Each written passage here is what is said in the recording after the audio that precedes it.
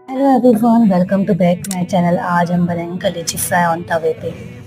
कलेजी को अच्छे से वॉश करेंगे। ग्रीन चिल्ली या ginger garlic paste 3 table spoon add कर देंगे। हल्दी पाउडर, मिर्ची पाउडर, चाट मसाला, नमक, ब्लैक पेपर पाउडर ऐड कर देंगे। गरम करेंगे।